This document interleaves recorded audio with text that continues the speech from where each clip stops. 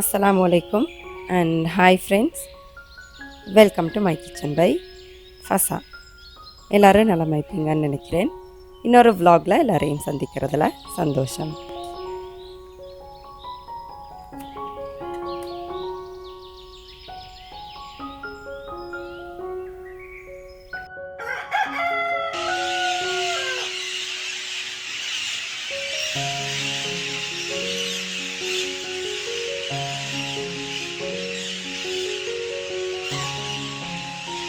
இன்றைக்கி வீடியோ வந்துட்டு என் 5 AM ரொட்டீன்லேருந்து தான் ஸ்டார்ட் ஆகுது.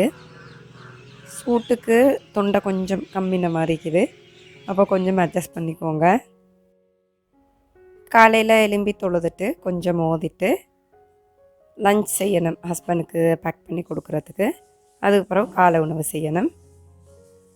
காலை நேரம் அப்படின்றது வந்துட்டு ஒரு மேஜிக் மாதிரி எங்களுக்குன்ற ஒரு 15 நிமிஷம் ஒதுக்கி, நான் சொல்கிறேன் நல்லா அதிகாலையில் சுபகில் 15 நிமிஷம் வந்துட்டு நல்ல விஷயங்கள் கொஞ்சம் கண்ணை மூடிட்டு யோசிச்சுட்டு இருந்தோம் அப்படின்னா மனசுக்கு வந்துட்டு அவ்வளோ ரிலாக்ஸ்ட் ஆகிக்கும். அந்த நாள் முழுக்க நல்ல ஒரு புத்துணர்ச்சியாக ஃபீல் பண்ணுவீங்க. இன்ஷா அல்லாஹ் முயற்சி செஞ்சு பாருங்கள். இன்றைக்கி கறி வந்துட்டு கொஞ்சம் பருப்பு கறி சமைப்போம் அப்படின்ட்டு தான் சமைச்சிட்டிருக்கிறேன். இந்த ரெசிபி நான் ஏற்கனவே அப்லோட் பண்ணிக்கிறேன். அவசிட்டி நான் இங்கே ரெசிபி ஷேர் பண்ணலை.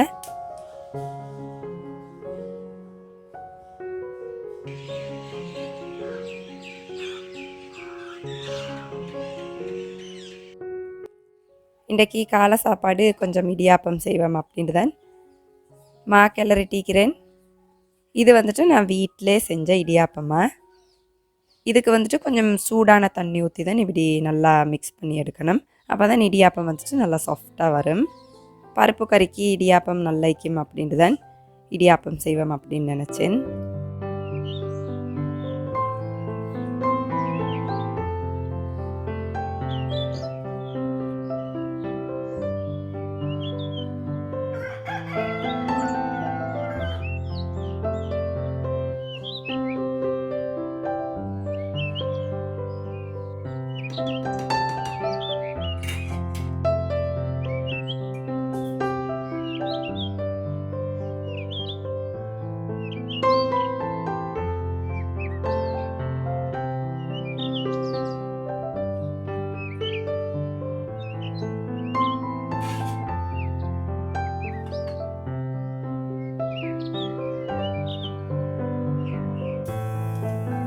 அடுத்தது வந்துட்டு ஹஸ்பண்டுக்கு லஞ்ச் பேக் பண்ணி கொடுக்குறதுக்கு சிம்பிளாக ஒரு முட்டை ஃப்ரை பண்ணுவோம் அப்படின்னு தான் செஞ்சுட்டிருக்கிறேன்.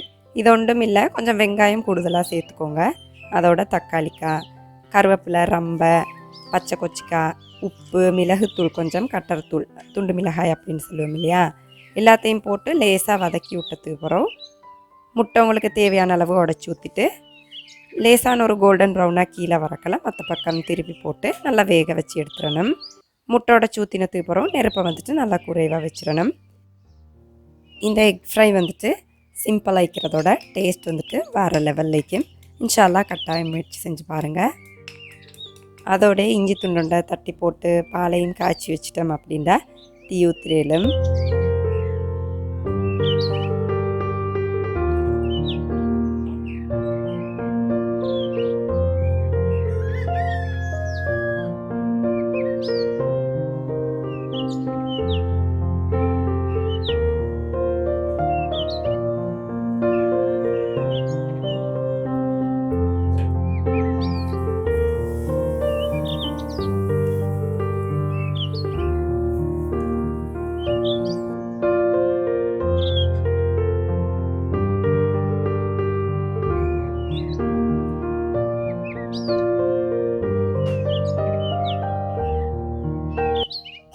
இடியாப்பமும் வெந்ததுக்கு அப்புறம் பருப்பையும் தாளித்து எடுத்துட்டோம் அப்படின்னா ஹஸ்பண்டுக்கு வந்துட்டு காலை சாப்பாடு போட்டு கொடுத்துடலாம் அப்படின்ட்டு தான் தாளிச்சிட்டிருக்கிறேன்.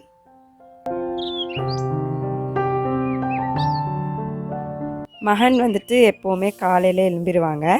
இன்றைக்கி நான் இது ஷூட் பண்ணிக்கிற நாள் வந்துட்டு சனிக்கிழமை. ஏன்டா மற்ற நாளைக்கு ஸ்கூல் ஈக்கக்கல எனக்கு வீடியோ ஷூட் பண்ணிவிட்டு வேலைகள் செய்கிறதுக்கு வந்துட்டு அவ்வளோ கஷ்டமாய்க்கும். அதை சுற்றி கூடுதலாக நான் வந்துட்டு சனிக்கிழமை அந்த மாதிரி தான் வீடியோ ஷூட் பண்ணுவேன். மகள் கொஞ்சம் தூங்குவாங்க. ஆனால் மகன் வந்துட்டு காலையில் எழும்பி சாப்பிட்ற அப்படின்னா கொஞ்சம் சாப்பிடுவாங்க.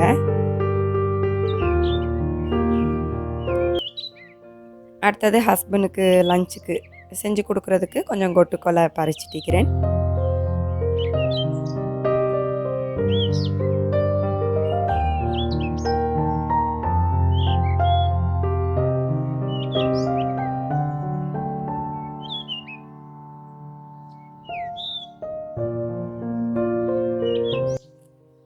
இது வழமையாக நாங்கள் பச்சை சம்பல் செய்கிற மாதிரி கொட்டுக்கொலை கொஞ்சம் மண்டை இப்படி குட்டி குட்டி பீசஸாக கட் பண்ணிவிட்டு வெங்காயம், தக்காளி, பச்சை கொச்சிக்காய், உப்பு, அதுக்கப்புறம் எலுமிச்சை சாறு, மாசி கொஞ்சம் சேர்த்துக்குவேன். சேர்த்து இப்படி நல்லா மிக்ஸ் பண்ணி எடுத்துட்டோம் அப்படின்னா நல்லா டேஸ்ட் ஆகிக்கும் சோறோட சாப்பிட்றதுக்கு.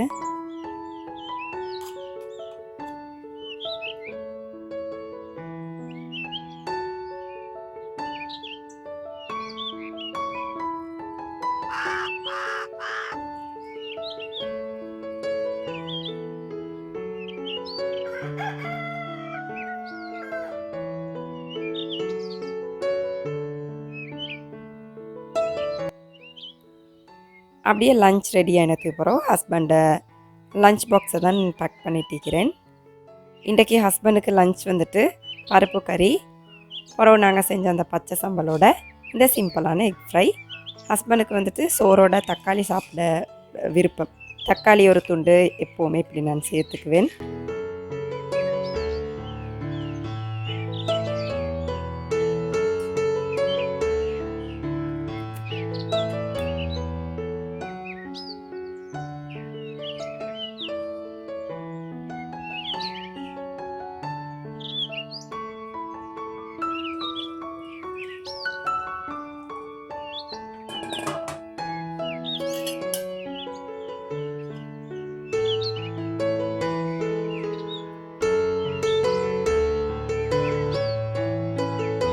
ஹஸ்பண்டும் வேலைக்கு போனதுக்கு அப்புறம் நானும் என் குட்டி மகனும் சேர்ந்து தான் டீ குடிச்சிட்டிக்கிறேன். அதுக்கப்புறம் வந்துட்டு சிங்க் பார்த்தேன்டா அவ்வளோ நிறைஞ்சிக்கும். அப்போ அதை ஃபுல்லாக நான் க்ளீன் பண்ணிடுவேன். ஏன்டா அதை க்ளீன் பண்ணினதுக்கு அப்புறம் தான் எனக்கு மற்ற வேலைகள் எல்லாம் வந்துட்டு செய்ய நினைக்கும். அதுக்கப்புறம் நான் வந்துட்டு கொஞ்சம் மூச்சு பயிற்சி செய்வேன். இதை பற்றி நான் ஏற்கனவே என் வீடியோவில் உங்களோட ஷேர் பண்ணிக்கிறேன். மூச்சு பயிற்சி அப்படின்னா என்னண்டு உண்மைக்குமே வந்துட்டு அவ்வளோ ஒரு பிரயோசனமாக நான் ஃபீல் பண்ணுறேன். அந்த மூச்சு பயிற்சி தெரியாது அப்படின்னா அந்த வீடியோட லிங்க்கை டிஸ்கிரிப்ஷனில் தரேன், நீங்கள் கொஞ்சம் டீப்பாக தேடி பாருங்கள். மூச்சு பயிற்சி செஞ்சதுக்கு அப்புறம் சாப்பிடுவேன். அப்போ இன்றைக்கி பருப்பு கறி, இடியாப்பம், அதோட ஒரு கப் பேரக்காய் எங்களோட மரத்தில் பிச்சது கொய்யாப்பழம் அப்படின்னு சொல்லுவோம். அப்போ நானும் என் மகளும் சேர்ந்து தான் இப்போ காலை உணவு சாப்பிட்டுக்கிறோம்.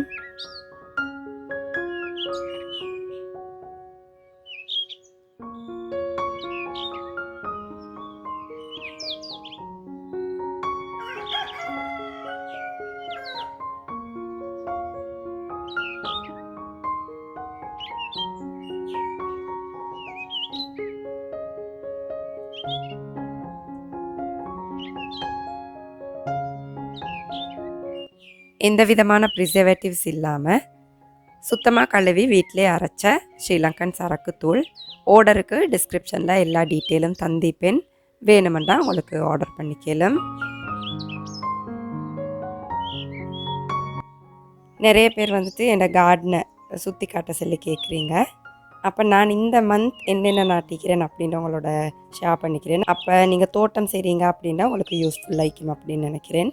இந்த சீசனில் இந்த மாதங்களில் பாகற்காய் வந்துட்டு நல்லா காய்க்கும். அப்போ உங்கள்கிட்ட பாவக்காய் கொடிக்குது அப்படின்னா இன்ஷால்லா நல்லா காய் வரும்.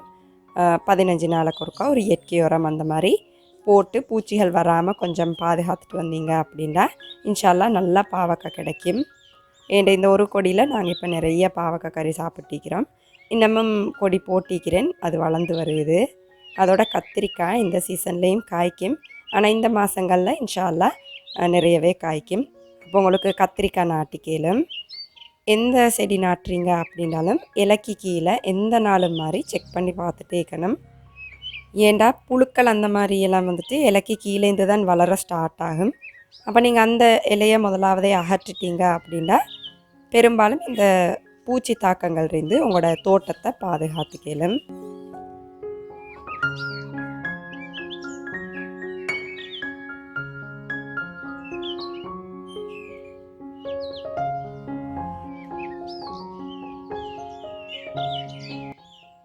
அதுக்கப்புறம் மிளகாய் செடி இந்த சீசனில் மாதிரியும் காய்க்கும். இந்த மாதம் இன்ஷால்லா நிறைய காய்க்கும். எந்த வகையான மிளகாய் அப்படின்றாலும் உங்களுக்கு நான் ஆட்டிக்கலும். இது வந்துட்டு அந்த ஈருக்கொச்சிக்கா அப்படின்னு சொல்லுவோம் இல்லையா, வெள்ளை ஈருக்கொச்சிக்கா. இதுவும் ஒரு வகை ஈருக்கொச்சிக்கா தான். எல்லா வகையான மிளகாயும் இந்த சீசனில் வந்துட்டு நல்லா காய்க்கும்.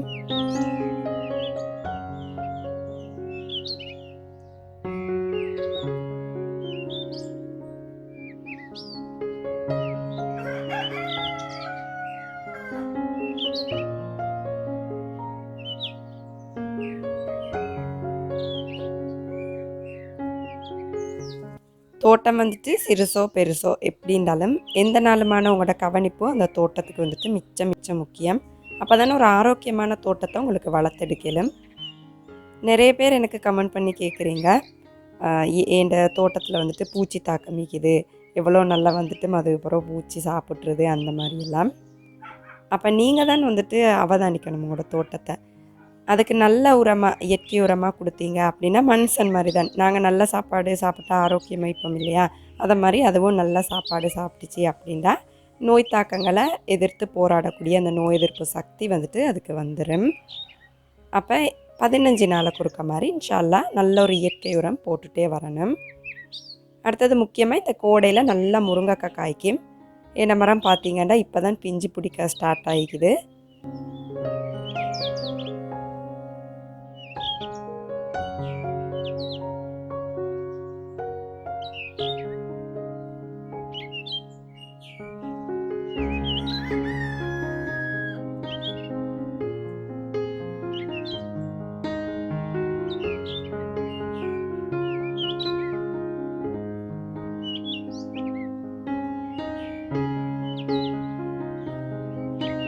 அடுத்ததாக பசலிக்கீரை, இதுவும் கோடை காலத்தில் நல்லா காய்க்கும். நிறைய ஆரோக்கியமான இந்த பசலிக்கீரையை உங்களோட தோட்டத்தில் இன்ஷால்லா கட்டாயம் வச்சுக்கோங்க. பெரிய எந்த விதமான ஒரு பராமரிப்பும் கொடுக்காட்டியும் நல்லா செழிப்பாக வளரும். ஒரு பந்தல் போட்டுட்டீங்க அப்படின்னா அது பாட்டுக்கு வளரும்.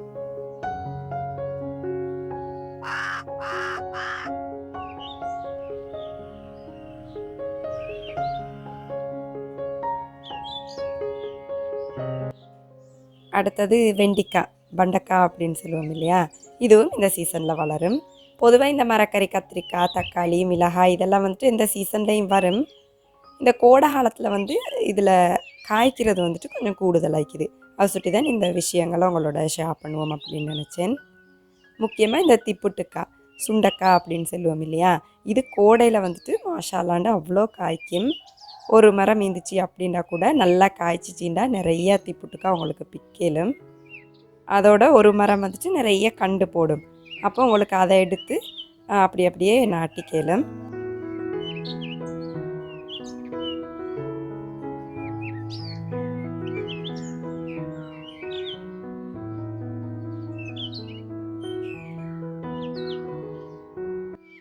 அடுத்தது வந்துட்டு வல்லாரக்கீரை. மழை காலத்தில் கொஞ்சம் நல்லாவே செழிப்பாக வரும். ஆனால் தண்ணூற்றினீங்க அப்படின்னா கோடை காலத்துலேயும் நல்லா இந்த கொட்டுக்கொலை உங்களுக்கு பறிக்கலும்.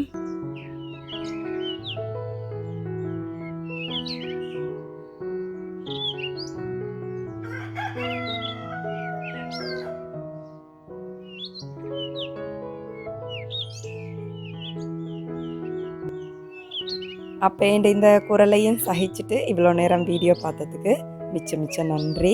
இந்த வீடியோவும் உங்களுக்கு சுவாரஸ்யமாக இருந்திக்கும் அப்படின்னு நினைக்கிறேன்.